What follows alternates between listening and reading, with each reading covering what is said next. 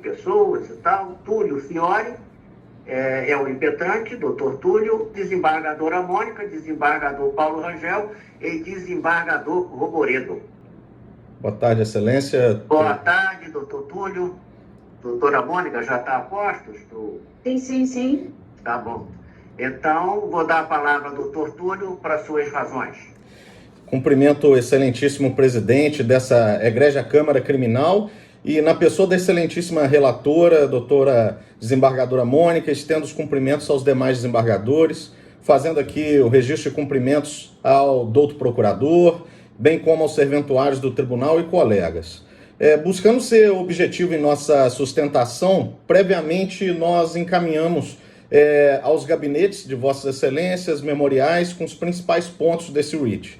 Basicamente, fundamentamos 2 pontos: o injustificável excesso de prazo, ocasionado exclusivamente pelo juízo e pela acusação, e a ausência dos requisitos que autorizam a manutenção da prisão preventiva. Os pacientes eles estão presos preventivamente desde abril de 2019. Inicialmente, a fundamentação utilizada pelo juízo se baseou em 2 pontos. Um, que é o temor da vítima, e o segundo ponto, que seria a garantia da ordem pública em razão da forma como o crime teria se dado. Em março de 2021, quando essa egrégia Câmara julgou um habeas corpus impetrado em favor de um dos corréus, acordaram os eminentes aqui desembargadores por denegarem a ordem, porém se fez constar já lá a recomendação do juízo de piso que imprimisse celeridade no trâmite processual. Ou seja, naquela época, em março de 2021, já se identificava uma anomalia no andamento processual, o que justificou a recomendação de celeridade por essa Câmara. Conforme pontuamos na peça de interposição do writ, se este patrono não provoca o juízo, o processo simplesmente não tem andamento, e nós provamos. Os pacientes foram ao plenário do júri em novembro de 2021. Quando da prolação da sentença, tanto o Ministério Público quanto a assistente de acusação interpuseram recurso de apelação, o qual foi recebido naquele ato pelo juízo. Em janeiro de 2022, as folhas 979 do processo, a acusação ainda não tinha sido intimada para a apresentação das razões recursais. E nem as mídias da sessão plenária estavam disponibilizadas nos autos para as partes, tendo que esse patrono peticionar, requerendo tanto a intimação da acusação quanto a disponibilização das mídias.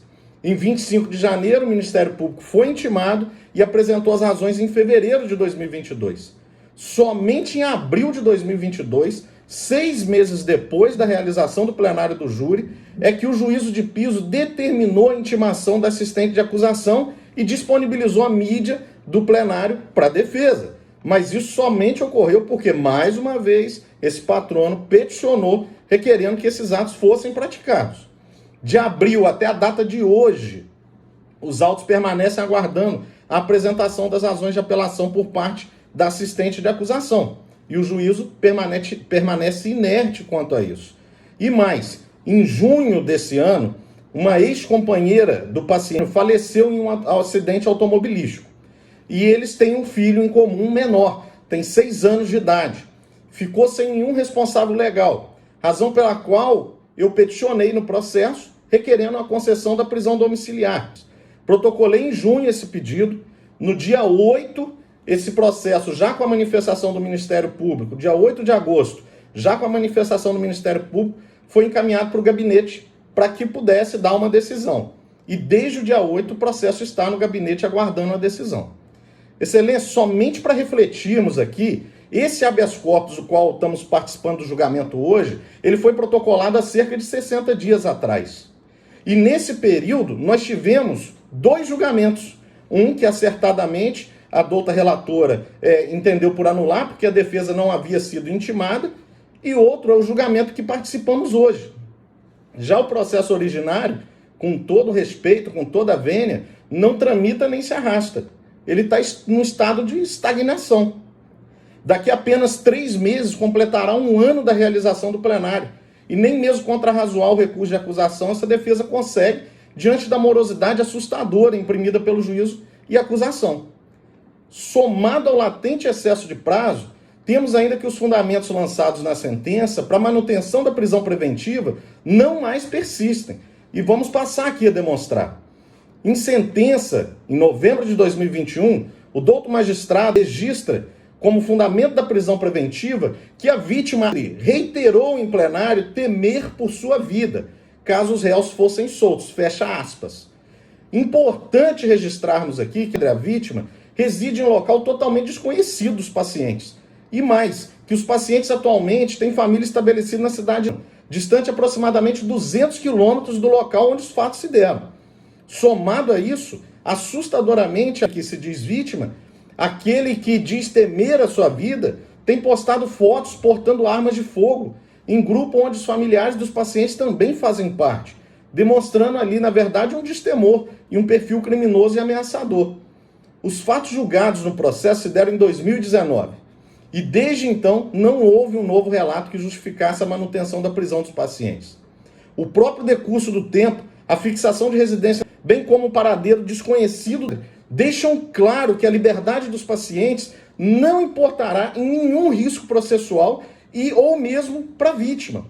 Nesse ponto é importante dizer ainda que o que requeremos aqui nesse habeas corpus não é a liberdade plena dos pacientes, mas sim a liberdade provisória, uma liberdade controlada, sendo que nos memoriais enviados sugerimos a aplicação de 5 medidas cautelares, inclusive a de monitoramento eletrônico, justificando os motivos de cada uma, sendo que tais medidas atenderiam aos anseios processuais, bem como cessaria o constrangimento ilegal imposto aos pacientes, haja visto o latente excesso de prazo, que já pormenorizamos, e bem como a ausência dos requisitos da prisão preventiva atualmente. Por fim, em que pese a pena fixada em sentença no plenário ser de 23 anos, importante frisar que a prisão dos pacientes não se mantém por conta da pena, posto que é vedada a execução imediata até conforme entendimento de cortes superiores, mas sim manteve a prisão por conta da prisão preventiva, sob o argumento do suposto temor da vítima, que, diga-se de passagem, já demonstramos aqui não ser realidade. Encerramos então, Excelência, pugnando pela concessão da ordem, não para simples revogação da prisão preventiva e concessão da liberdade, mas sim para a concessão da liberdade provisória, com aplicação de quantas medidas cautelares vossas excelências entenderem suficientes, tendo esse patrono apenas sugerido algumas em seus memoriais, medidas essas que certamente importarão na aplicação da justiça. É o que requeremos, excelência.